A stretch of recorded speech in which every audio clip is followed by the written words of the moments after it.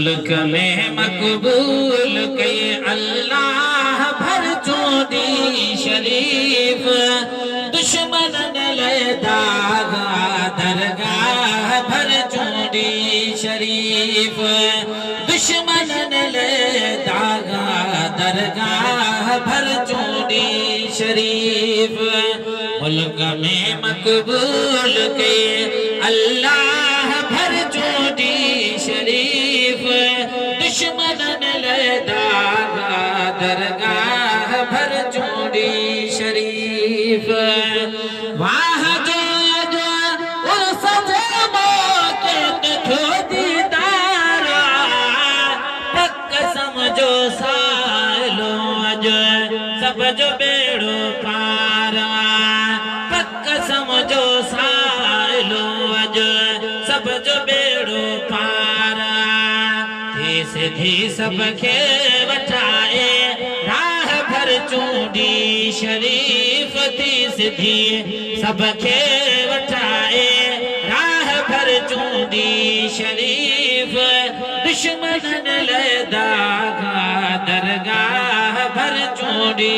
शरीफ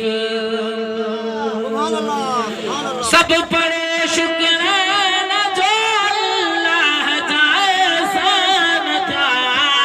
जन सगोरन लाइस कभी से अची मेहमान था जन सगोरन लाइस कभी से अची मेहमान था हर मुसीबत में अथवा राह भर चूंडी शरीफ हर मुसीबत में अथवा राह भर चूंडी शरीफ दुश्मन ले दागा दरगाह भर चूंडी शरीफ मुल्क में मकबूल के अल्लाह भर चूंडी शरीफ दुश्मन ले दागा दरगाह भर चूंडी शरीफ माशाल्लाह जन्नत काफी है सुन हो जाओ मुर्शिद साहब ऐसा होवे ओ जो धोबी मांगे सटे बिच नजर दे पाक रखे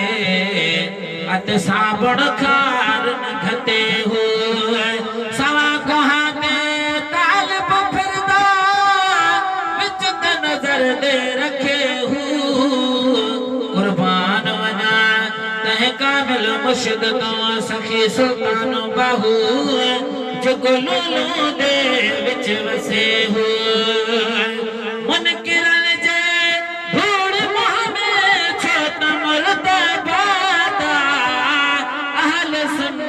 जो अकीदो जोर जिंदाबाद अहल सुन्नत जो अकीदो जोर जिंदाबाद अहल सुन्नत जो अकीदो जोर जिंदाबाद हर मुसीबत में अथवा राह भर चूंडी शरीफ दुश्मन ले दागा दरगाह भर चूंडी शरीफ अज फकीर खे मुझे तरफा मुबारक बादा छो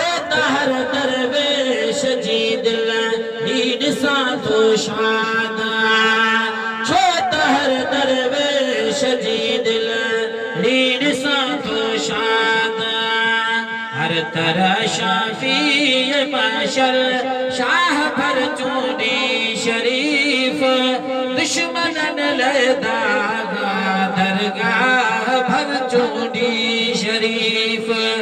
दुश्मन ले दागा दरगाह भर चूंडी शरीफ वहन गुलामी जेल माते खड़ो न खड़ो फकीर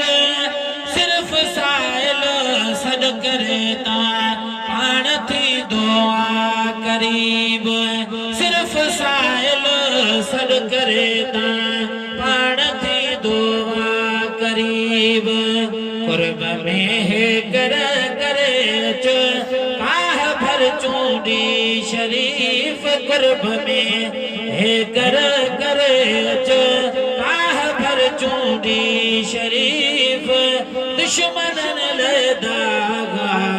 दरगाह भर चूंडी शरीफ